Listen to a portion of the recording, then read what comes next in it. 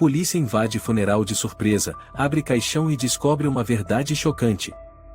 O vento do início do inverno varria o cemitério da Consolação, nos arredores de São Paulo. Entre as fileiras de lápides antigas, um caixão de madeira escura estava solenemente disposto sobre o pedestal, cercado por coroas de flores brancas e lúgubres. Ninguém sorria, tampouco chorava em voz alta, o clima do funeral parecia congelado. Clara Ribeiro ajoelhava-se ao lado do caixão, com as mãos apertando fortemente o rosário deixado por sua mãe. Seus olhos estavam inchados, mas secos, ela não conseguia derramar uma lágrima sequer, mesmo estando prestes a se despedir da única pessoa que ainda lhe restava na vida, o Gustavo Ribeiro, o homem a quem ela chamava de padrasto desde os 13 anos. Clara, e a voz grave do tenente-coronel Guilherme Nogueira soou, suave, como se temesse vê-la desmoronar, você tem certeza de que quer ficar até o final da cerimônia? Nós podemos. Não, ela interrompeu, com a voz rouca, eu vou ficar. Esta é, e a última coisa que posso fazer por ele. Gustavo, um homem gentil, de poucas palavras, que sempre preparava o jantar na hora certa e silenciosamente colocava um cobertor extra sobre ela nas noites frias, havia morrido repentinamente.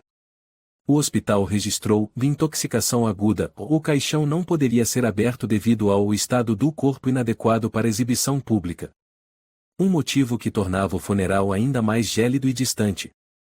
Ele não gostaria de ver você assim, Clara, disse outra voz, era Lúcia Oliveira, colega mais próxima de Clara na polícia criminal. Gustavo sempre dizia que você era a luz da vida dele. Clara apertou os lábios, suas mãos começaram a tremer. Ela não respondeu. Palavras de consolo agora só aumentavam seu vazio. O padre iniciou a leitura da despedida, as palavras em latim ecoaram entre o silêncio absoluto. Naquele instante, Clara fechou os olhos, imaginando que poderia, enfim, soltar a dor. Mas então... Bum!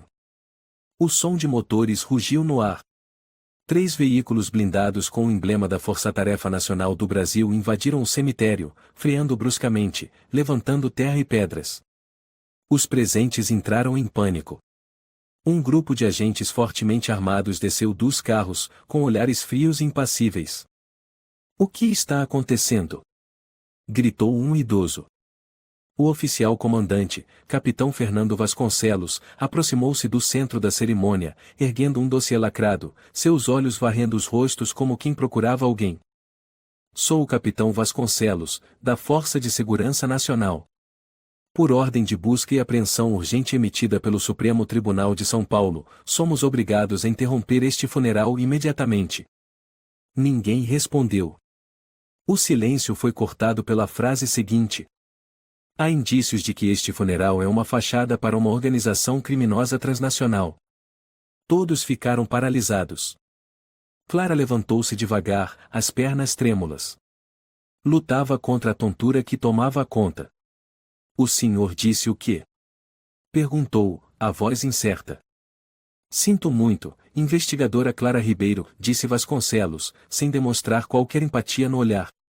Mas temos ordem para revistar o corpo, o caixão e todos os documentos relacionados. Lúcia posicionou-se à frente de Clara. O senhor não pode fazer isso. É um funeral. Precisamos de uma ordem formal e da presença de um representante legal. Nós temos a ordem, Vasconcelos respondeu, erguendo o papel com um selo vermelho vistoso. E segundo informações confidenciais, este funeral está escondendo um carregamento ilegal. Repórteres, como se surgissem do nada, começaram a se aglomerar, câmeras apontadas diretamente para Clara. Alguém gritou. Você sabia que está no meio de uma operação de tráfico de drogas, investigadora Ribeiro? Clara apenas balançou a cabeça. O caixão começou a ser aberto. Técnicos com luvas especiais se aproximaram com cautela. Todos prenderam a respiração. A tampa foi erguida. Não havia corpo. Apenas uma figura humana envolta em mortalha branca, mas ao desfazer os tecidos, não se revelou carne nem sangue, mas... Meu Deus, um policial recuou. Dentro havia sacos de cocaína pura, comprimidos sob uma camada isolante. Os pacotes brancos e brilhantes estavam moldados no formato de um corpo humano, com até mesmo um rosto feito de silicone, um engodo perfeito. Outro agente enfiou a mão no fundo do caixão e puxou um pequeno objeto de cor marrom avermelhada. É um caderno, sussurrou ele. Capa de couro e com o nome gravado. Vinícius Ribeiro. Um sussurro como trovão percorreu o ambiente. Clara ficou atônita. Esse nome, e ela tremia, Vinícius, e é o nome verdadeiro do meu pai biológico. Lúcia virou-se bruscamente. O quê? Clara. Você me disse que seu pai biológico morreu quando você era criança. Não. Minha mãe sempre evitou falar sobre ele. Ela só dizia que ele era um homem perigoso. Eu nunca vi o rosto dele. Vasconcelos se aproximou. Precisamos levá-la para interrogatório. Por ora, a senhora é a parente mais próxima da pessoa em nome de quem este funeral foi registrado. Não. Não. Eu sou policial. Estou nessa profissão há 9 anos. Ninguém está questionando seu trabalho, investigadora Ribeiro, ele a interrompeu. Mas no momento, você é a única com ligação direta a Gustavo Ribeiro. E agora, suspeitamos que ele seja Vinícius Ribeiro, o narcotraficante procurado em toda a América Latina. O som das câmeras, gritos, cochichos e tudo cercava Clara como uma gaiola sem saída. Dentro do veículo de segurança, enquanto Clara era levada, Lúcia bateu no vidro. Clara. Eu vou dar um jeito. Eu acredito em você. Clara não disse nada. Seus olhos encaravam fixamente à frente, o rosto petrificado. Na sala de interrogatório do Ministério do Interior do Brasil, uma tela transmitia ao vivo um boletim especial. Notícia urgente: um funeral estranho foi invadido em São Paulo. Segundo fontes, o falecido era, na verdade, um corpo falso recheado com cocaína. Mais chocante ainda, Clara Ribeiro, investigadora criminal da equipe de crimes da capital paulista, foi identificada como filha biológica do famoso traficante Vinícius Ribeiro. Será que ela sabia? Ou é parte da rede global de tráfico de drogas? Clara olhava para a tela como alguém em transe. Ela murmurou. Não pode ser, e não pode ser. A porta se abriu. Uma voz fria soou atrás dela. Precisamos conversar, investigadora Ribeiro. Sobre seu padrasto e a verdadeira identidade dele. Você alguma vez o viu transportar algo em comum? Clara permaneceu em silêncio. Na cadeira de metal gelado da sala de interrogatório da sede da Polícia Nacional na Avenida Paulista, em São Paulo, ela estava imóvel como uma estátua. As mãos entrelaçadas, os lábios comprimidos até perderem a cor. Sentado à frente, o tenente-coronel Roberto Teixeira, chefe da unidade de investigação interna. Seu rosto mostrava cansaço, mas os olhos eram afiados como lâminas. Investigadora Ribeiro, ele enfatizou cada palavra, você era a única que morava com Gustavo Ribeiro. E agora, o caixão dele continha cocaína no valor de R$ 2.800.000. Entende? Entende por que somos obrigados a suspeitar de você? Eu não sei de nada, Clara respondeu, com voz rouca, os olhos ainda fixos na mesa. Eu não sei. Lúcia Oliveira, sentada ao lado como representante temporária de apoio, bateu na mesa. Clara é policial, pelo amor de Deus. Ela jamais estaria envolvida com isso. Nós vamos verificar isso, respondeu Teixeira, sem vacilar. Mas, por ora, ela precisa responder honestamente a cada pergunta. Ele puxou um grosso dossiê e o lançou sobre a mesa. Uma foto caiu, era uma imagem em close dos pacotes de cocaína comprimidos na mortalha, e no fundo do caixão, o caderno de couro com o nome Vinícius Ribeiro. Lúcia olhou para Clara. Esse nome, e é mesmo o nome do seu pai biológico? Clara assentiu lentamente. Só ouvi minha mãe mencionar uma vez. Ela o chamava de a escuridão. Dizia que ele havia desaparecido e nunca mais deveria ser mencionado. Temos razões para acreditar que Gustavo e Vinícius são a mesma pessoa, Teixeira interveio. E ninguém além de você o conhecia tão bem. Clara bateu na mesa. Já disse. Eu não sabia de nada. Ele era uma boa pessoa e pelo menos comigo. Sua voz embargou. Ela não estava mentindo, realmente não sabia. Todas as lembranças de Gustavo voltavam como peças deformadas, e a mão dele em seu ombro quando ela estava de coração partido, a voz suave lembrando-a de se alimentar nos dias de plantão. E agora, ele era o líder de uma rede internacional de drogas? Fomos levados a essa descoberta por você, disse Teixeira, num tom inesperadamente brando. O caderno continha impressões digitais. Inserimos a amostra no sistema e o nome Vinícius Ribeiro surgiu. Desaparecido há 5 anos. Líder da organização Névoa Vermelha. Lúcia olhou para Clara e sussurrou, eu me lembro desse caso. Estudamos esse dossiê na formação. A Névoa Vermelha era especializada em transportar cocaína por meio de funerais internacionais, usando cadáveres falsos para cruzar fronteiras. Teixeira assentiu. Era uma estratégia perfeita. Ninguém ousava verificar um caixão funerário. Ele transformou os funerais em rotas. Clara arfou. Então, e isso significa que ele me usou? Não apenas usou, respondeu Teixeira. Acreditamos que ele a transformou propositalmente em escudo. Uma policial com ficha impecável é o disfarce perfeito. Lúcia apertou a mão de Clara. Isso não é culpa sua. Ouça bem. Isso não é culpa sua. Clara não respondeu. Apenas olhava fixamente para o caderno de couro. Vinícius Ribeiro. Um nome que ela jamais ousou imaginar, agora surgia como uma maldição gravada no sangue. Ao mesmo tempo, no Ministério do Interior, uma coletiva de imprensa de emergência era convocada. O país inteiro parecia em ebulição. Podem nos dizer se a investigadora Clara Ribeiro está envolvida com a organização de tráfico? Gritou um repórter da Folha de São Paulo. O capitão Fernando Vasconcelos subiu ao púlpito, com o rosto impassível. Estamos conduzindo uma investigação completa. Neste momento, Clara Ribeiro é considerada a testemunha e parente mais próxima do principal suspeito. Ela ainda não foi formalmente acusada. Outra voz interrompeu. Mas é verdade que ela é filha biológica do narcotraficante? O teste de DNA será concluído em até 48 horas. Naquela mesma noite, as redes sociais explodiram. A hashtag garotado chefe das drogas rapidamente alcançou os trending topics no Brasil. O vídeo de Clara ajoelhada ao lado do caixão agora era editado com o título Lágrimas de Crocodilo? A policial de 2 caras. Na delegacia do bairro Vila Mariana, Lúcia trouxe a Clara seu celular pessoal, agora sem qualquer acesso interno autorizado. Aqui, ela disse em voz baixa.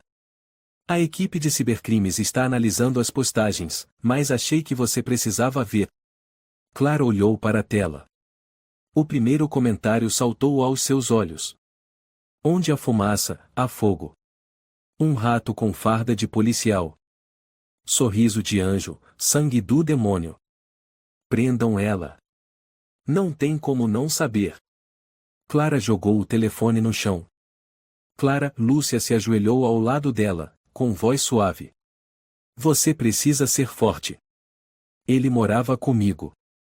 Dentro da minha casa. Eu jantava com ele todas as noites, ouvia suas histórias, sorria com ele. Eu olhava nos olhos dele e pensava, e ele era uma boa pessoa. Lúcia a abraçou. Eu sei, e mais você não pode controlar o passado de outra pessoa. Ele era meu pai, a voz de Clara falhou. Eu não sei mais quem eu sou. 3 dias depois. Clara foi liberada temporariamente, aguardando os resultados do exame de DNA. Ao chegar em casa, encontrou seu antigo lar, antes acolhedor, agora frio como um túmulo. As fotos antigas estavam viradas para baixo, jornalistas acampavam em frente ao portão, câmeras capturando cada passo seu. Lúcia entrou e estendeu um envelope lacrado. Encontramos isso durante a busca no depósito. É da sua mãe. Clara abriu. Um pequeno diário, com as páginas amareladas. Na primeira página, uma caligrafia familiar. Vinícius voltou. Não tenho muito tempo. As mãos de Clara tremiam.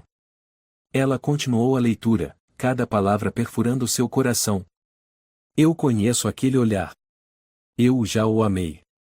Agora só o temo. Ele é um assassino. Mas não posso contar a Clara.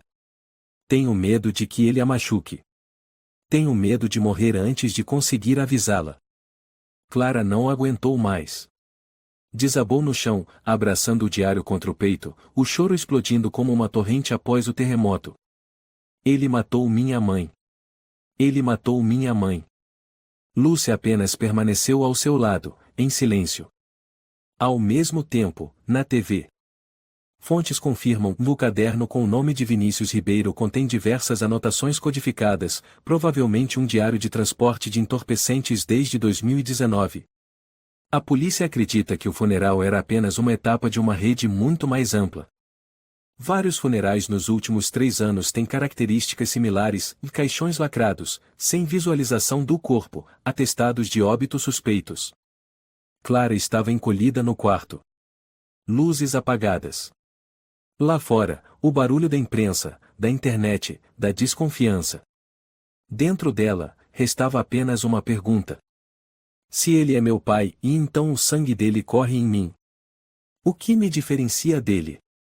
Na sala de interrogatório número 4, sede principal do Ministério do Interior do Brasil, a luz branca incidia diretamente sobre a tela de projeção. Nela, 2 impressões digitais apareciam, uma retirada do caderno de couro no caixão, a outra dos arquivos confidenciais da Interpol, datados de 2015.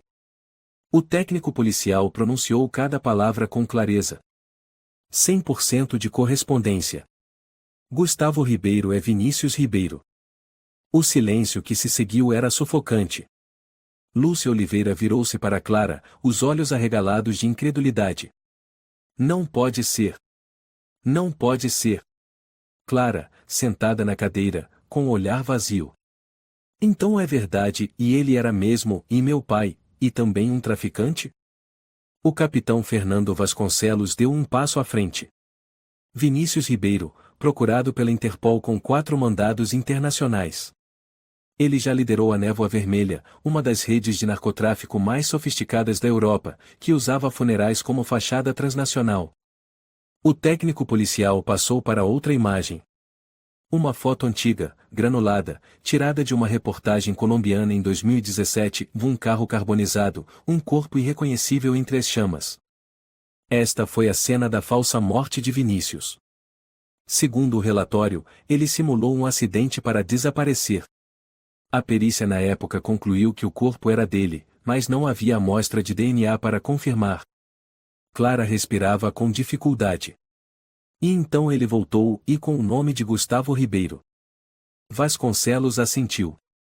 Uma identidade limpa, inexistente antes de 2017. Ele criou um novo histórico, comprou documentos legítimos através de uma rede de falsificadores altamente sofisticada. Lúcia olhou para Clara. Sua mãe não sabia? Clara apertou as mãos com força. Acho que ela sabia. No diário, ela escreveu, e Vinícius voltou. Ela foi envenenada alguns meses depois.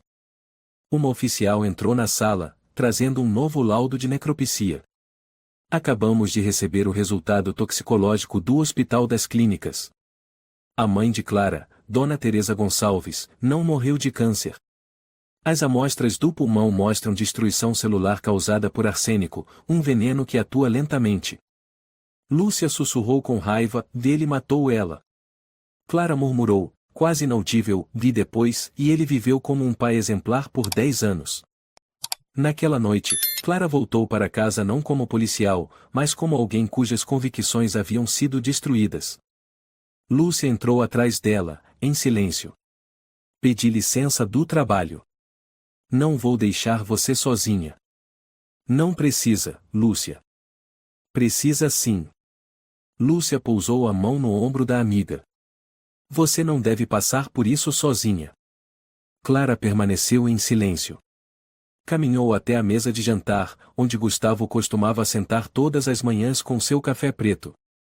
Puxou uma cadeira, sentou-se, e começou a bater os dedos na madeira. Todas as noites, ele me dizia boa noite. Fazia sopa de galinha. Arrumava meu cobertor. Eu achava que era sortuda. Lúcia sentou-se à sua frente. Ele podia fingir ser o pai perfeito. Mas ele não era. Ele não era o Gustavo. Ele era o Vinícius. Não. Não é tão simples assim. Clara virou-se, os olhos marejados. Tenho uma lembrança, e quando minha mãe ainda era viva. Uma vez ouvi ela chorando no quarto, sussurrando ao telefone: eu não vou deixar você tocar nela. Eu não vou deixar Clara se tornar parte de você. Lúcia apertou a mão de Clara. E ela morreu pouco tempo depois. Eu achava que ela morreu de estresse e de saudade do meu pai. Mas agora, e tudo era mentira. Um longo silêncio se instalou. Lúcia então tirou um conjunto de fotos tiradas durante a perícia no funeral. Olhe para esses homens. A equipe funerária. Nenhum deles tem documentos de identidade claros. Alguns já trabalharam em funerárias particulares. Eu suspeito que eles façam parte da rede de Vinícius. Clara assentiu levemente. Eu me lembro, e uma vez passei pelo porão e ele gritou: não deixa aí. Na época eu pensei que ele escondia bebida contrabandeada. Mal sabia eu. Lúcia colocou a mão na testa. Você já me contou que havia visitas noturnas na sua casa, homens de preto, não foi? Sim. Eles diziam ser velhos amigos, vieram prestar condolências pela morte da minha mãe. Mas agora eu percebo, e eles eram parte da organização. Lúcia assentiu. Vou pedir acesso a todas as câmeras de tráfego ao redor da sua casa nos últimos 3 anos. Talvez possamos rastrear encontros secretos. Não precisa, disse Clara. Eu mesma vou fazer isso.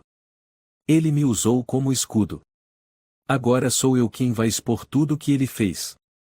Lúcia levantou o olhar, uma centelha de esperança entre a escuridão. Você vai voltar? Clara encarou uma foto antiga de Gustavo e ela sorrindo no dia da formatura. Uma imagem que agora era prova de uma mentira. Não. Mas eu não vou desistir. Na manhã seguinte, a imprensa continuava cercando a pequena casa de Clara. Fonte do Ministério do Interior confirma: o Gustavo Ribeiro era uma identidade falsa usada por Vinícius Ribeiro, acusado de assassinar 4 policiais na Colômbia e no Brasil, procurado desde 2017.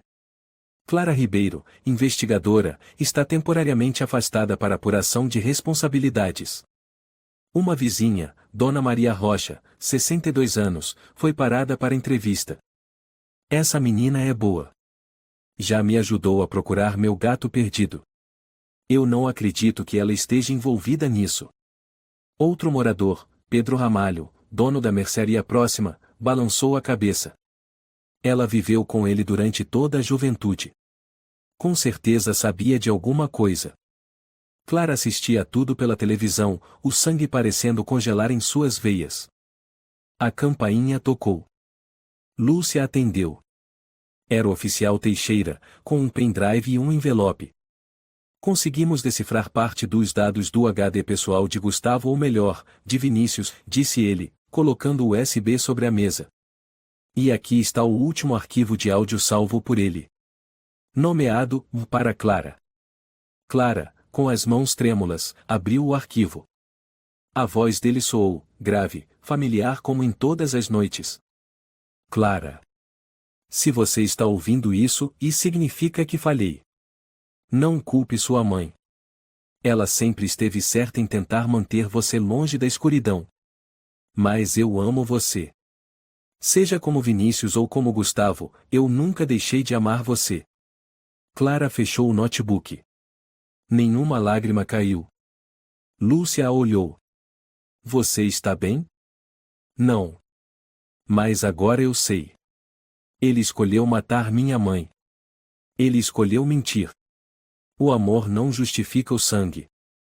Ela se levantou. Agora, eu escolho a verdade. Naquela manhã, Clara permaneceu sentada à janela, os olhos sem vida olhando para a rua, antes tranquila, agora cercada por repórteres, vãs de TV e flashes incessantes. Ela não dormira a noite toda. Os sussurros da multidão, os rumores, os olhares que atravessavam os vidros como facas cortavam sua pele. Lúcia se aproximou com uma xícara de café. Você precisa beber alguma coisa. Você está pálida. Não estou com sede, disse Clara, rouca. Não preciso de nada. A campainha tocou novamente. Desta vez, não era a imprensa. Lúcia abriu a porta. Um homem alto em uniforme cerimonial entrou, seguido por 2 policiais. Era o coronel Alexandre Muniz, responsável pela coordenação interna do Ministério do Interior. Investigadora Clara Ribeiro? Sua voz era neutra. Clara se levantou, tentando manter a compostura. Sou eu. Em nome do Ministério do Interior, venho entregar a decisão de suspensão temporária de suas funções, até a conclusão da investigação. Sua arma, distintivo e carteira funcional serão recolhidos imediatamente. Clara apertou os punhos. Eu não cometi crime nenhum. Você é parente direta de um criminoso internacional.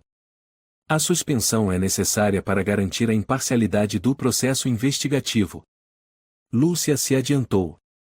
Não há nenhuma prova de que Clara tenha participado de qualquer ato ilegal.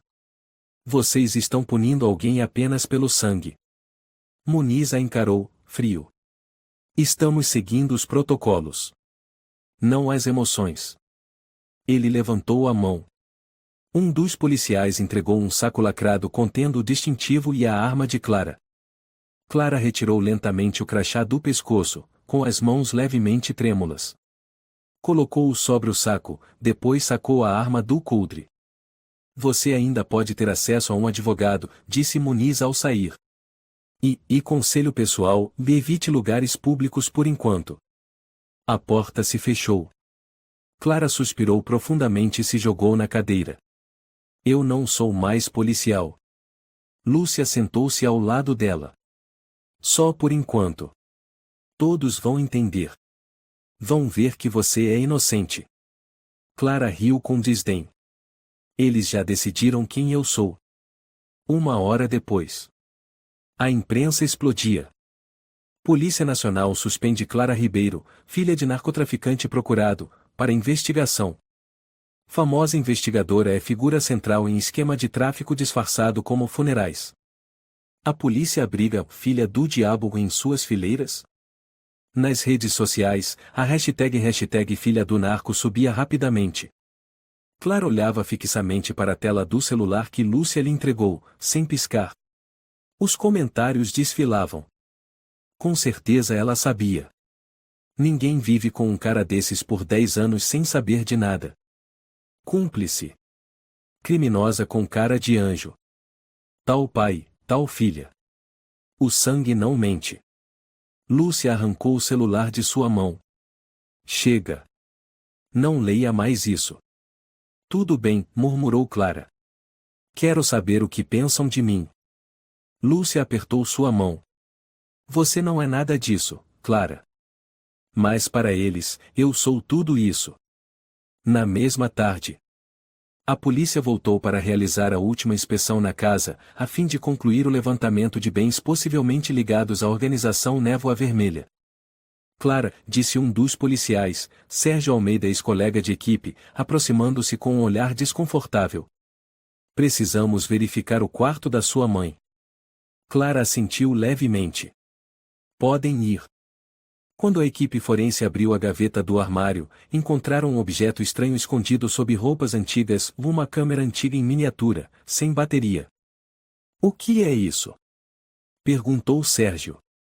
Clara pegou o objeto, olhos arregalados. É a velha filmadora da minha mãe e lembro que ela usava para gravar aniversários, alguns anos atrás. Lúcia sugeriu, devemos recuperar os arquivos. Pode haver algo importante. Sérgio concordou. Vou levá-la ao centro de tecnologia. Clara segurou a mão de Lúcia enquanto ele saía. Se tiver algo lá dentro, e não sei se vou aguentar. Lúcia sussurrou, seja o que for, você não está sozinha. Naquela noite. Uma mensagem de Sérgio chegou. Último vídeo recuperado. Data, em 12 de outubro de 2020. Clara tremia ao clicar no arquivo anexado. A imagem apareceu, um jantar simples na cozinha familiar. Gustavo, ou melhor, Vinícius, estava sentado à mesa, servindo sopa para Clara. Na gravação, Clara sorria. Pai, ficou deliciosa hoje. A voz dele era grave e acolhedora. Você precisa comer para ficar forte, para que um dia possa proteger a justiça. A mãe de Clara, Teresa, estava atrás da câmera. A voz dela era leve como um sussurro. Você acha que está enganando quem? A menina. Vinícius ergueu a cabeça. Eu não estou enganando ela. Estou protegendo ela. Um dia, Clara vai descobrir. E quando descobrir, ela vai te odiar. Vinícius respondeu friamente. Se esse dia chegar, eu estarei preparado. Mas não vou deixar ninguém machucar ela. Nem mesmo você. A gravação se encerrou. Clara se levantou, bateu com força na mesa. Ele ameaçou até a minha mãe e bem na minha frente, e eu ali, comendo sopa, rindo feito uma idiota. Lúcia correu para abraçá-la. Não foi culpa sua. Você era uma criança que acreditava no pai. Isso não é errado. Clara gritou. Toda a minha vida foi uma mentira, Lúcia. Do jantar ao boa noite, do carinho ao olhar gentil. Tudo era encenação. E eu fui a única espectadora idiota. Lúcia não disse nada, apenas a abraçou com mais força. No dia seguinte, a polícia isolou o porão da casa de Clara para investigação. Lá, encontraram objetos estranhos, uma máquina de vácuo, plantas de um caixão com compartimentos ocultos, e um mapa de transporte com rotas funerárias cruzando o Brasil, França e Alemanha. Um dos agentes exclamou. Um armazém subterrâneo, bem debaixo do nosso nariz. Na parede, havia uma frase escrita com carvão preto, tremida mas perturbadora. Nenhuma lágrima. Apenas eficiência. Clara ficou de pé diante da escrita, sussurrando. Ele vivia sem emoções de verdade. Lúcia olhou para ela. Mas você tem. E é por isso que você é diferente dele. Naquela noite, Clara recebeu uma carta anônima deixada na caixa de correio diante do portão. Dentro, havia um pequeno pedaço de papel. Você é produto dele. Nunca vai se livrar do sangue sujo que carrega. Pare de fingir que é uma pessoa boa. Clara rasgou o papel em pedaços, mas sua mão ainda tremia. Lúcia disse. Precisamos sair daqui por um tempo. Tenho uma tia em São Bento do Sapucaí. Lá é mais tranquilo. Clara balançou a cabeça. Não. Eu não vou fugir. Lúcia hesitou. Então o que você pretende fazer? Clara se virou, o olhar congelado. Você tem razão. Eu não sou ele. Mas se o mundo inteiro acha que eu sou filha do diabo, e então eu vou me tornar o pesadelo deles. Acabamos de receber um relatório da Interpol, disse o capitão Fernando Vasconcelos, colocando um grosso dossiê sobre a mesa diante de Lúcia e Clara. Não é só no Brasil, funerais semelhantes ocorreram na França, Alemanha, Bélgica e Itália. Todos com o mesmo padrão, caixões lacrados, sem mostrar o rosto do morto, atestados de óbito falsos, e empresas privadas de origem duvidosa organizando tudo. Lúcia abriu a primeira página, os olhos correndo rapidamente pelas imagens. Meu Deus, e é idêntico ao caso do Gustavo. Não é idêntico, sussurrou Clara, é uma cópia perfeita. Vasconcelos assentiu. Vinícius Ribeiro montou um sistema de transporte de cocaína disfarçado sob funerais internacionais. Estimamos que nos últimos 3 anos, pelo menos 20 toneladas foram movimentadas dessa forma. Clara franziu a testa. Como ele manteve isso em segredo por tanto tempo? Com dinheiro e astúcia. Vasconcelos virou um mapa da Europa com pontos vermelhos conectados por linhas verdes curvas e a rota dos mortos. Vinícius contratava funerárias privadas, algumas fundadas por ele mesmo. Os motoristas tinham documentos falsos. Ele usava identidades reais de mortos para legalizar o transporte. Lúcia apontou para um ponto vermelho em Belo Horizonte. Esse funeral, e eu li sobre ele no jornal. Nenhum parente, enterrado às pressas em 2 dias. Certo, confirmou Vasconcelos. Mas não havia corpo. Apenas carga. Clara apertou os punhos. Ele recebia muitas ligações à noite.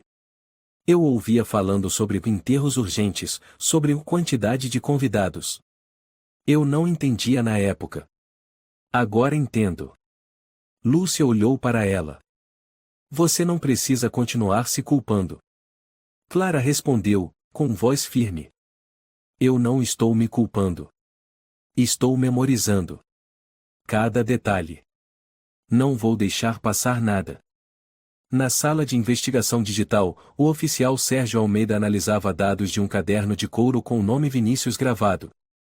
Esses símbolos não são criptografia comum, ele explicou.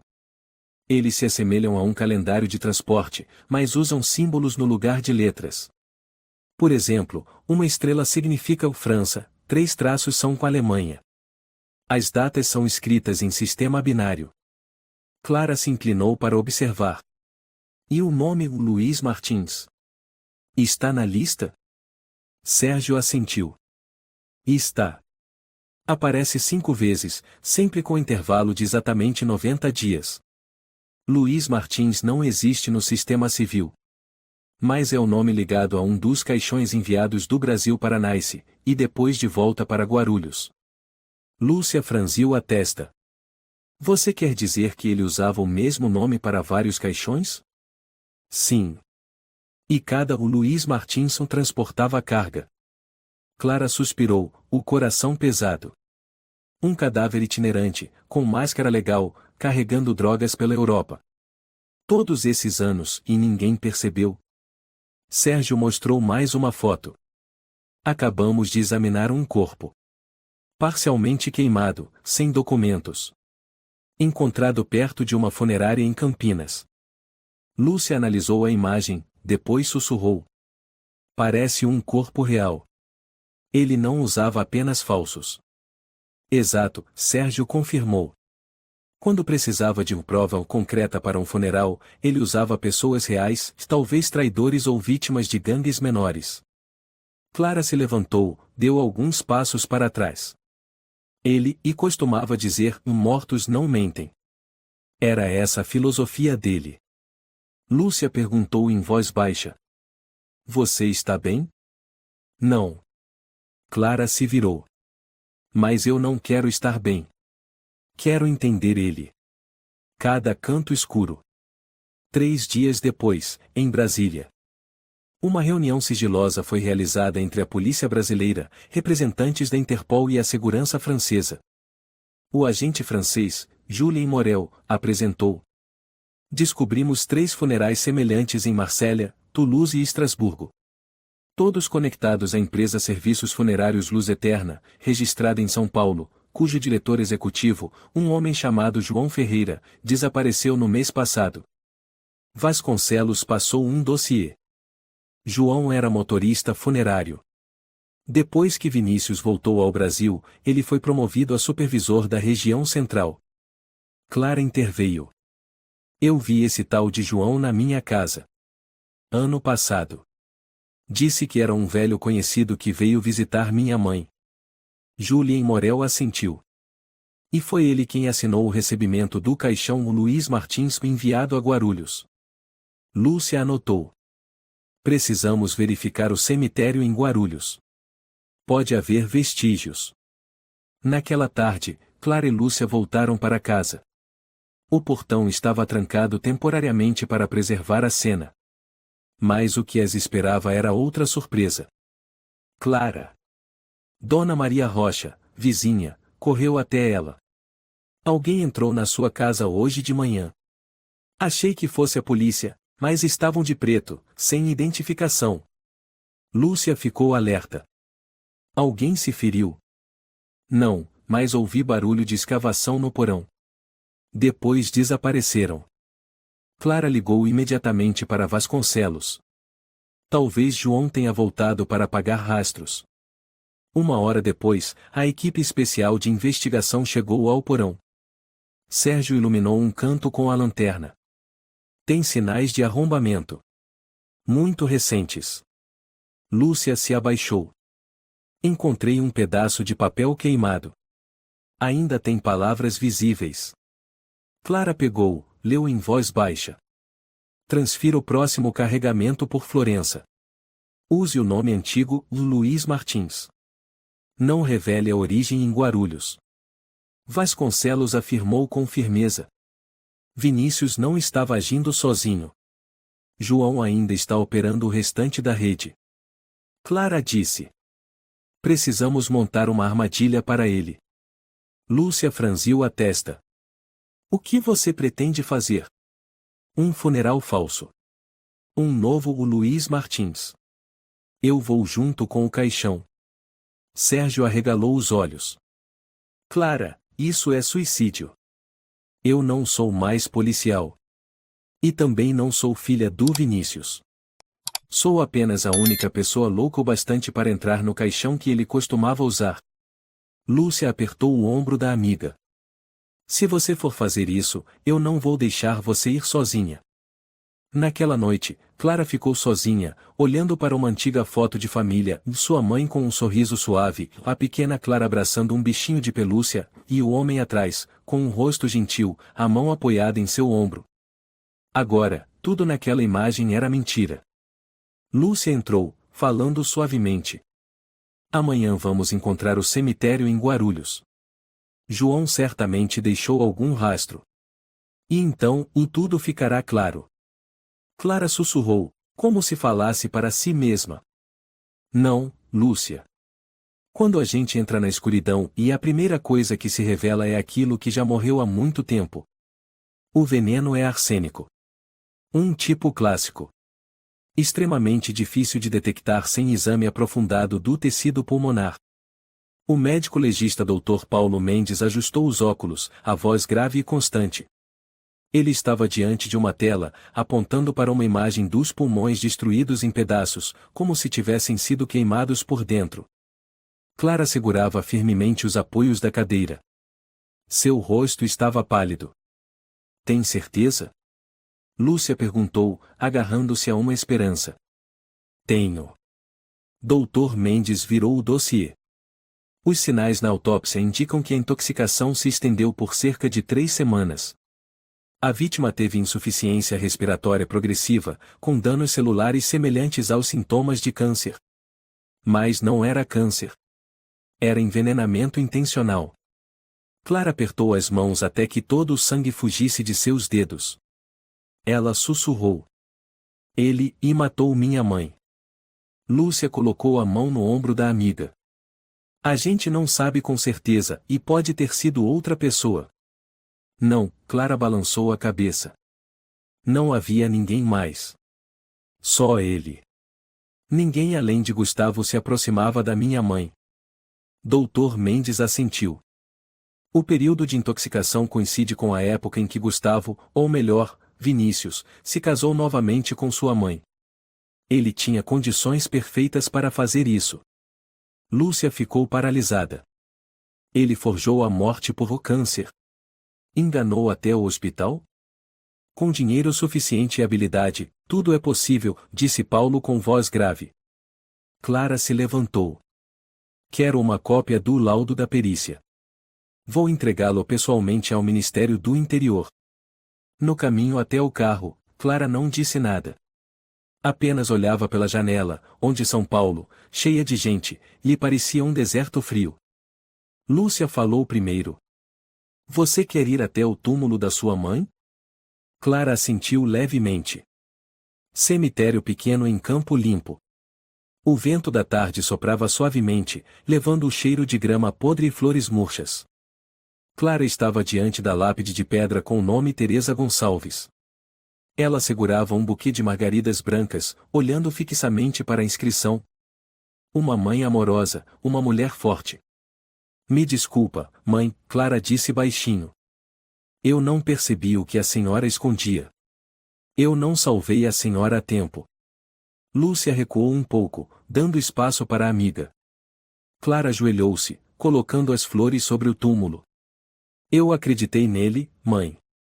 Acreditei de verdade. Achei que ele amava de verdade, que amava a senhora, que me amava também. A voz dela se rompeu. Fui tão ingênua e que não percebi que a senhora estava morrendo em silêncio. E ele estava lá. Vendo. Matando a senhora da forma mais lenta. E mais covarde. O vento passou por seu cabelo como um afago de outro mundo. Lúcia não conteve as lágrimas. Quem eu sou, mãe? Clara engasgou. Sou sua filha? Ou sou filha de um monstro? Silêncio.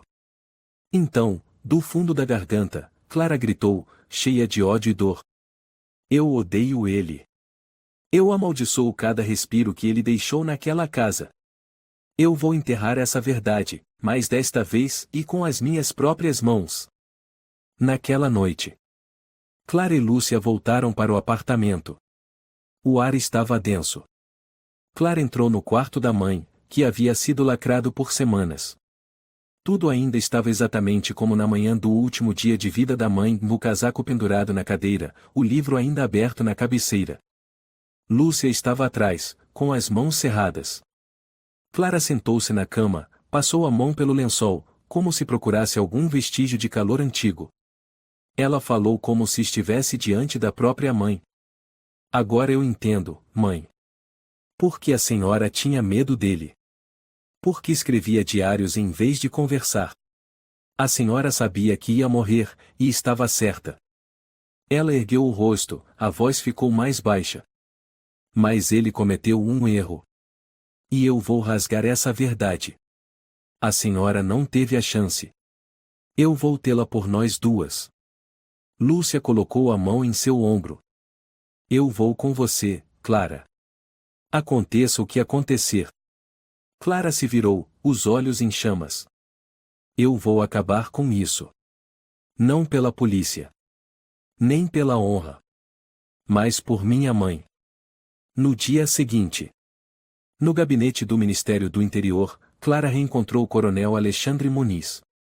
É irônico, ele disse ao vê-la, que a pessoa suspensa esteja agora nos ajudando a resolver o caso. Não vim aqui para ser reconhecida, Clara respondeu friamente.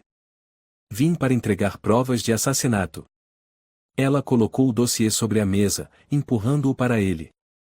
A perícia confirmou que minha mãe foi envenenada com arsênico.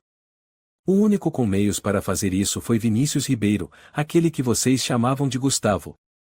Muniz folheou os documentos, franzindo a testa. Tem certeza de que quer seguir com a acusação de homicídio? Vai chamar muita atenção. E você está diretamente envolvida. Clara ergueu a cabeça, a voz firme. Fui a última pessoa a ver minha mãe viva. Serei aquela que vai lutar por justiça por ela. Muniz a encarou por alguns segundos. Então assentiu. Muito bem. Vamos abrir o inquérito. Naquela noite, Lúcia levou Clara até a cobertura, entregando-lhe uma taça de vinho. Beba. Vai te aquecer. Clara aceitou. Nunca me senti tão dividida entre querer viver e querer desaparecer. Lúcia sorriu tristemente. Você é a pessoa mais forte que eu conheço. Mas também a mais ferida. Clara olhou para o horizonte, para as luzes da cidade que tremulavam como almas perdidas. Às vezes eu penso, disse ela suavemente. Seria mais fácil se ele fosse apenas um criminoso. E não alguém que me abraçava quando eu chorava. Alguém que me ensinou a dirigir. Que foi meu padrasto. É exatamente por isso que ele é um monstro, disse Lúcia. Um assassino que consegue nos fazer amá-lo. Clara não respondeu. Bebeu o vinho até o fim e sussurrou. Amanhã, e vamos para Guarulhos. O vento assobiava pelas frestas da janela da pequena casa de madeira, silenciosa nas colinas frias da Serra da Mantiqueira. Clara estava encolhida num suéter antigo, um cobertor nos ombros que mal conseguia aquecer seu corpo ou sua alma. Lúcia colocou uma xícara de chá sobre a mesa. Você precisa comer alguma coisa. Já fazem 3 dias que você não toca em nada, Clara. Clara não respondeu. Ela apenas encarava a vela pela metade, como se esperasse que ela se apagasse por completo para legitimar a sensação de esgotamento dentro de si. Lúcia sentou na cadeira em frente, a voz baixa. Eu entendo. De verdade. Mas você não pode simplesmente desaparecer. O mundo lá fora. Não tem nada lá fora, Clara interrompeu, com a voz vazia. Só mentiras, manchetes nojentas, olhares como punhais. E a vergonha toda vez que olho no espelho. Lúcia ficou em silêncio. Depois de um tempo, disse baixinho. Estamos quase resolvendo o caso. A polícia francesa concordou em expandir a investigação pela rota de Florença. E o Ministério do Interior. Clara soltou uma risada sem vida. Ministério do Interior? Polícia? Aqueles que tomaram minha identidade funcional, roubaram minha honra e depois me trataram como uma mancha? Não, Lúcia. Não existe esse ou nós. Existe você e um fantasma como eu. Lúcia congelou. Eu não vou te abandonar. Clara olhou para cima, os olhos vermelhos de raiva. Mas todos os outros já fizeram isso. Uma semana antes, quando Clara voltou à sede da equipe de homicídios de São Paulo para entregar a última prova, ela passou por corredores que antes ecoavam cumprimentos calorosos, agora só restavam passos frios e olhares desviados. Sérgio Almeida, antigo colega, passou por ela sem nem olhar.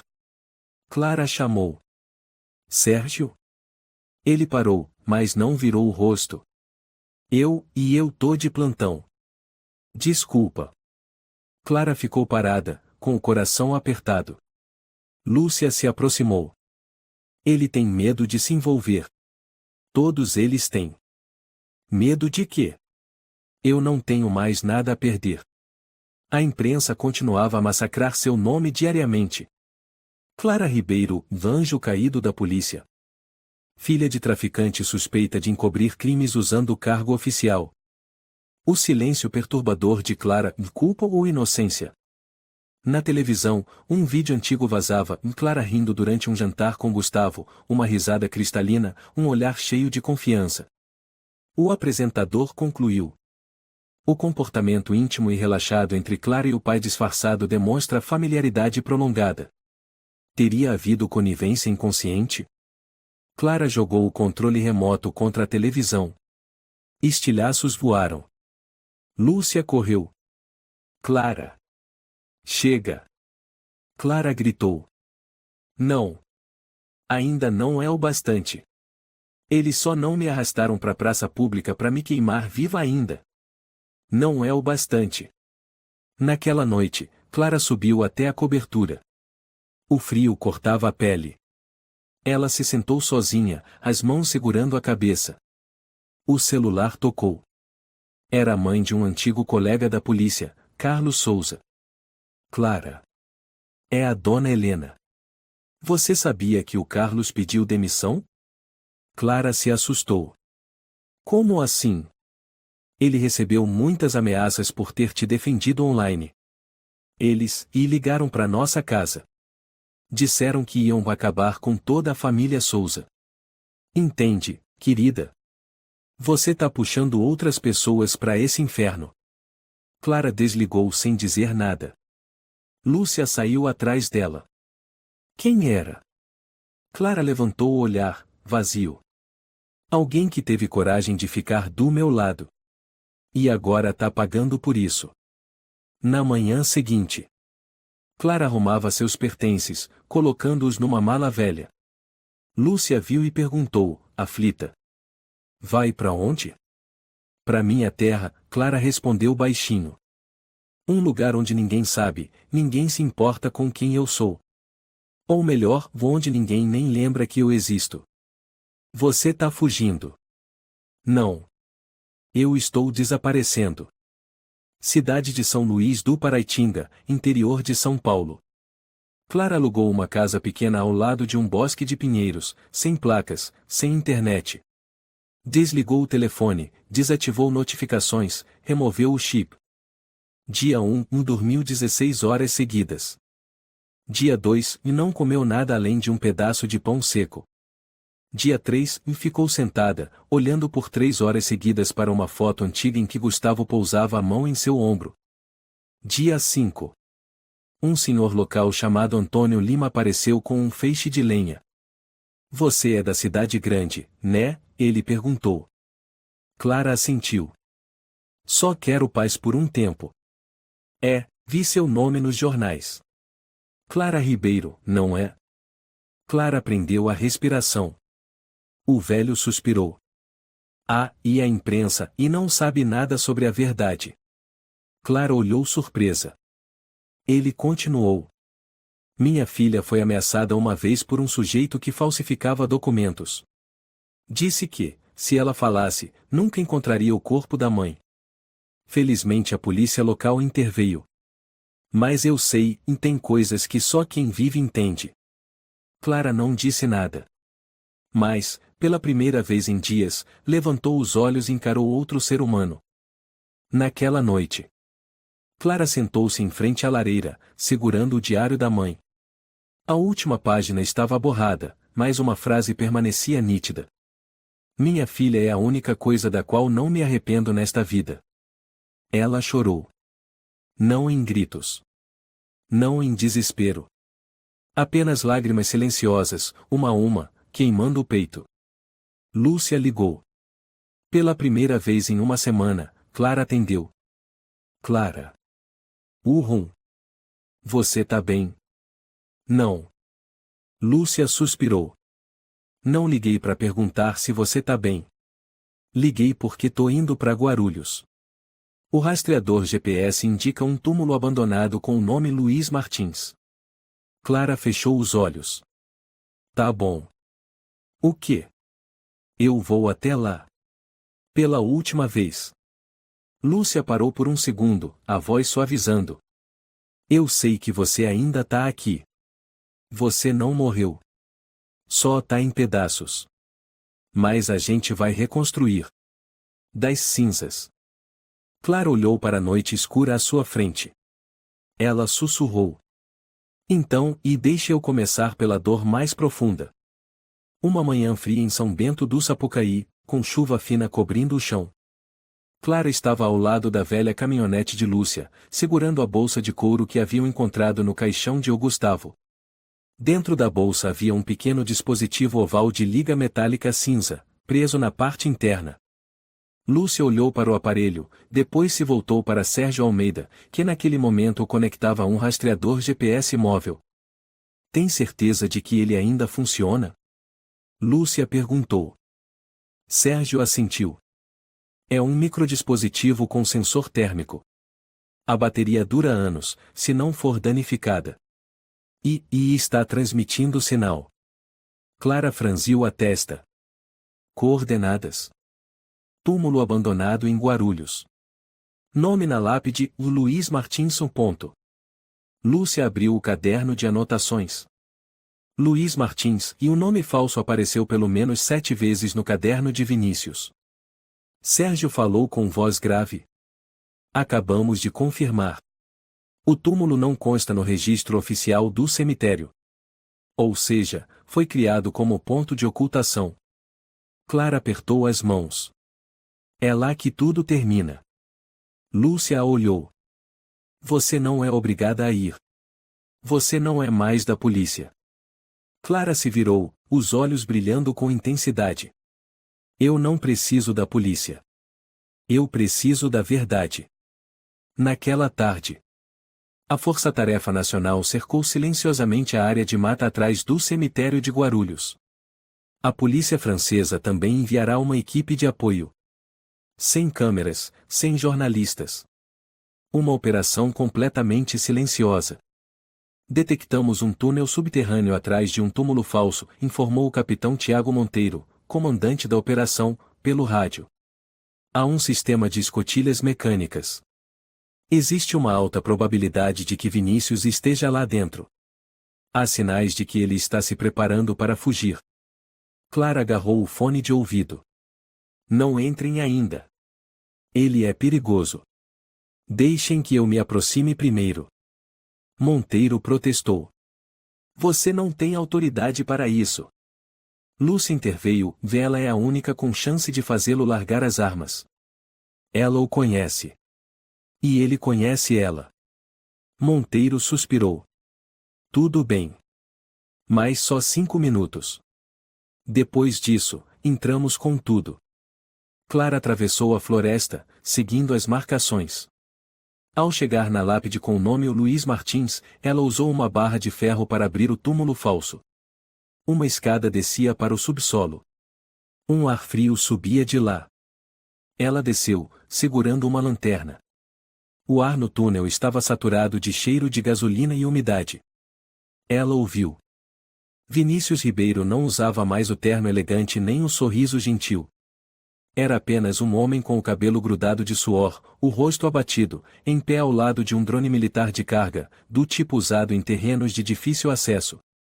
Você veio, finalmente, ele disse, sem se virar. Clara apertou a lanterna com força. Hoje não há pai nem filha. Só justiça. Vinícius se virou, os olhos brilhando como se estivesse rindo. Justiça? Oh, Clara. Você ainda acredita que isso existe? Depois de tudo que viu. Clara não se moveu. Acredito, sim. É a única coisa que me impediu de atirar na própria cabeça. Vinícius caminhou lentamente em sua direção. Você pode vir comigo. Podemos ir embora. África, América do Sul, qualquer lugar. Ainda tenho recursos. Você matou minha mãe, disse Clara, com a voz gelada. Vinícius parou. Eu não tive escolha. Ela destruiria tudo. E eu sou o quê? Mais uma peça no seu jogo? Uma arma que sabe sorrir? Vinícius abaixou a cabeça. Você é a coisa que eu mais amei neste mundo. Clara fez um sinal sutil à força-tarefa pelo fone. E foi assim que me amou. Escondendo corpos no porão? Fazendo de mim um escudo legal? Vinícius de repente puxou uma faca do cinto. Eu não vou ser preso. Não por eles. Não enquanto ainda posso escolher. Clara ficou imóvel. Você pode escolher. Abaixe a faca. Pelo menos, e me deixe lembrar de você como alguém que soube terminar com dignidade. Vinícius a encarou por muito tempo. Então, de repente, avançou. Bum! A escotilha foi arrombada. A força-tarefa invadiu, armas apontadas. Um tiro roçou o braço de Vinícius, fazendo-o cambalear. Lúcia gritou, não matem ele. Vinícius caiu no chão, totalmente dominado. Seus olhos não tinham mais frieza, apenas vazio. Clara observava, respirando entrecortadamente. Ela não se aproximou, não se abaixou, não perguntou nada. Monteiro algemou o homem com frieza. Vinícius Ribeiro, você está preso sob a acusação de crime transnacional, assassinato, tráfico de drogas e falsidade ideológica. Você tem o direito de permanecer em silêncio. Vinícius não respondeu. Apenas levantou os olhos para Clara mais uma vez. Clara virou o rosto. Na sede do Ministério da Justiça, uma semana depois. Vinícius foi oficialmente condenado à prisão perpétua sem possibilidade de perdão. Todos os bens ligados ao Névoa Vermelha foram confiscados. 9 funerárias privadas foram fechadas. Mais de 100 pessoas foram presas em toda a Europa. Quando a sentença foi lida, Clara estava atrás do vidro, observando. Não participou, não discursou. Apenas permaneceu em silêncio, com as mãos apertando a barra do casaco. Lúcia se aproximou. Você não vai entrar? Clara balançou a cabeça. Não preciso ouvi-lo se lamentar. Preciso de silêncio. Para sentir, pela primeira vez na vida, e que tudo parou. Lúcia sorriu levemente. Você conseguiu, Clara. Clara olhou para ela. Ainda não terminei. Naquela noite, no antigo apartamento, Clara pegou seu distintivo de policial, agora apenas uma lembrança, e o colocou ao lado da foto da mãe. Ela sussurrou. Eu consegui, mãe. Ele não pode mais machucar ninguém. Lúcia entrou e colocou uma carta sobre a mesa. É do Ministério do Interior. Querem falar com você. Clara franziu a testa. Pra quê? Querem te reintegrar. E oferecer uma medalha. Clara olhou para a carta, em silêncio por um bom tempo. Antes, eu queria que as pessoas confiassem em mim, me respeitassem. Agora só quero uma coisa. O quê? Que ninguém mais tenha que viver na escuridão como eu vivi. 6 semanas após o julgamento histórico, Clara se encontrava em frente ao auditório da Polícia Nacional em São Paulo, onde um banner enorme dizia: Homenagem à defensora da justiça Clara Ribeiro. A multidão ficou em silêncio quando ela subiu ao palco. A luz destacava a medalha de ouro segurada pelo diretor-geral da corporação, Coronel Alexandre Muniz. Prezados colegas, disse ele, com voz firme, em toda a minha carreira, raras vezes vi alguém lutar contra inimigos externos e internos, dentro do próprio sangue. Ele olhou diretamente para Clara. Clara Ribeiro, você não é apenas uma oficial. Você é um símbolo da capacidade de emergir da escuridão e a coragem de expor a verdade, mesmo que essa verdade destrua tudo em que você acreditava. O auditório explodiu em aplausos. Lúcia, na primeira fila, deixava as lágrimas caírem silenciosamente. Clara avançou para receber a medalha, sem abaixar a cabeça, sem esconder as cicatrizes no olhar. Após a cerimônia, uma repórter da Folha de São Paulo se aproximou. Senhora Ribeiro, a senhora se considera uma vítima? Clara sorriu levemente, os olhos firmes. Não. Eu sou uma sobrevivente. E quem vai reconstruir a justiça? Alguns dias depois, em uma pequena coletiva de imprensa, Clara anunciou a criação da organização A Sombra da Verdade. Objetivo: apoiar pessoas com familiares envolvidos em crimes, proteger identidades e colaborar na investigação de casos de substituição de pessoas e falsidade de identidade sofisticada. Um jornalista perguntou por que o nome é o Sombra, e não o Luz. Clara respondeu, porque só encontramos a luz quando temos coragem de entrar na escuridão.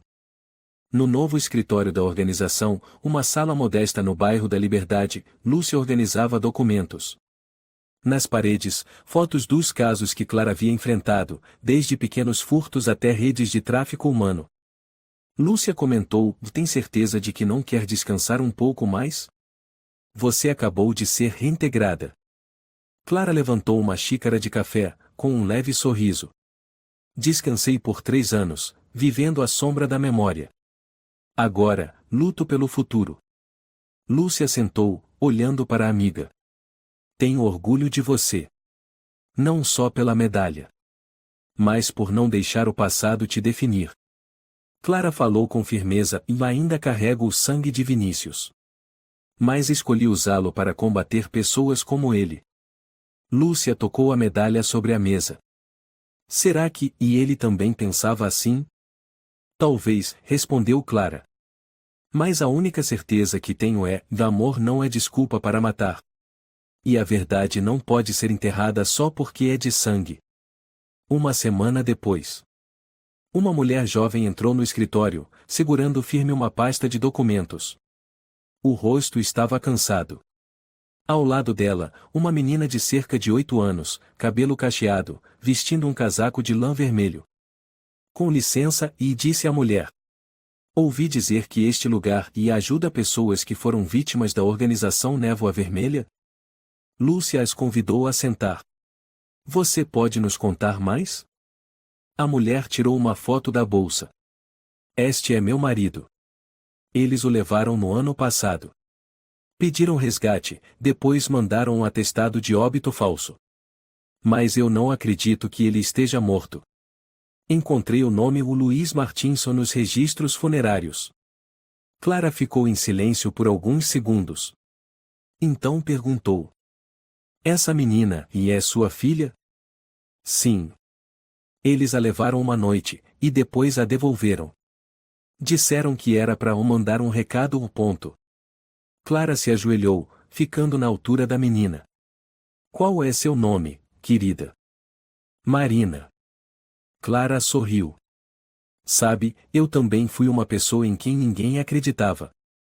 Mas agora, se você confiar em mim, eu vou te ajudar a encontrar seu pai. A menina, de repente, abraçou Clara com força, as lágrimas escorrendo. Oi, Clara. Lúcia observava aquela cena, em silêncio. Naquela noite, Clara estava no terraço do antigo apartamento, o lugar onde, um dia, tudo havia desmoronado dentro dela. Uma brisa leve soprava.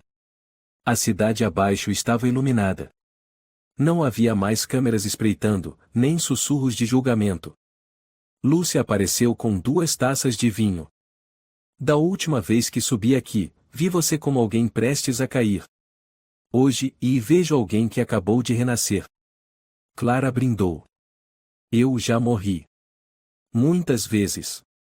No silêncio. No julgamento. Na perda. Ela ergueu os olhos para o céu noturno. Mas eu escolhi viver. Não para me vingar. Mas para reescrever o significado do nome Clara Ribeiro. Lúcia perguntou baixinho: e se um dia, as pessoas esquecerem tudo? Esquecerem o caso? A medalha? Até mesmo você? Clara sorriu. Então ainda existirá uma menina chamada Marina. Ela vai crescer e contar a alguém que, um dia, houve uma mulher que entrou na escuridão e para trazer outros de volta à luz. Na manhã seguinte, Clara e sua nova equipe reanalisavam os arquivos de funerais suspeitos dos últimos 10 anos. Jovens colegas, entusiasmados e cheios de energia. Uma geração não assombrada pelas sombras de Vinícius. Um rapaz chamado Caio Moreira perguntou: Clara, você sentia muito medo? Quando soube que era filha dele? Clara parou. Claro que sim. Por muitos anos. E agora? Ela sorriu. Agora eu sei, o que define uma pessoa não é o sangue, mas as ações. Em um parque tranquilo perto do rio Tietê, Clara lia cartas de vítimas resgatadas, pessoas que foram forçadas por Vinícius a transportar drogas ou tiveram suas identidades trocadas. Uma delas escreveu: Clara, obrigado. Por sua causa, não sinto mais vergonha de onde vim. Você provou que a verdade não precisa ser perfeita, só precisa de coragem. Clara dobrou a carta, sentindo o coração aquecido. Lúcia sentou ao lado. Amanhã a organização quer que você vá à televisão compartilhar sua experiência. Clara balançou a cabeça. Não preciso aparecer na TV. Só preciso ver crianças como Marina sorrindo. À noite, ao chegar em casa, Clara abriu uma caixa de madeira. Dentro, objetos que ela havia guardado por muito tempo, seu antigo distintivo, a foto da mãe, uma foto dela quando criança, e um caderno de couro com o nome de Vinícius Ribeiro gravado. Clara segurou o caderno, apertando-o, depois se levantou e saiu para a varanda. Ela abriu a tampa de uma lixeira metálica e ateou fogo, queimando página por página. As chamas consumiam símbolos, números, fragmentos da escuridão que marcará sua vida por tantos anos. Lúcia apareceu. Tem certeza que não quer guardar nada? Clara olhou para as cinzas se apagando. Não. O que precisa ser guardado, eu carrego dentro de mim. O resto, deixo o vento levar. Na manhã seguinte, Clara caminhava sozinha pela praça central de São Paulo. A brisa era suave. A luz do sol refletia sobre o prédio da Polícia Nacional. Ela usava uma camisa branca e jeans. Sem medalha, sem uniforme, apenas Clara Ribeiro, sendo ela mesma. Um grupo de alunos do ensino fundamental passou por ali. Uma garotinha apontou. Minha heroína. A Clara. A professora fez um leve gesto de respeito com a cabeça. Clara sorriu, sem dizer nada. Seguiu andando, firme. A voz de Lúcia ecoou atrás dela, com um tom brincalhão. Você vai ter que se acostumar com as pessoas te chamando de lenda. Clara riu suavemente, virou-se e respondeu. Não. Eu não sou uma lenda. Sou apenas uma sobrevivente. E agora, estou realmente viva. Ela avançou até o centro da praça, segurando a medalha, desta vez, não pelo passado, mas pelo futuro. O vento soprou, e a luz pousou sobre seus ombros como um manto invisível. Mesmo vindo da escuridão, o ser humano tem o direito de escolher a luz. Clara Ribeiro é a prova de que o passado não define o caráter, são as ações e a coragem que revelam o verdadeiro valor.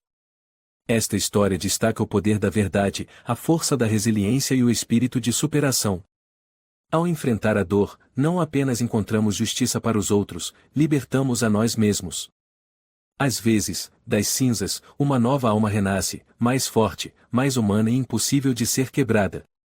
Se você gostou desta história, convidamos você a dar um like e se inscrever em nosso canal. Seu apoio nos motiva a continuar trazendo histórias comoventes quase todos os dias. Estamos muito agradecidos pelo seu apoio. Até breve.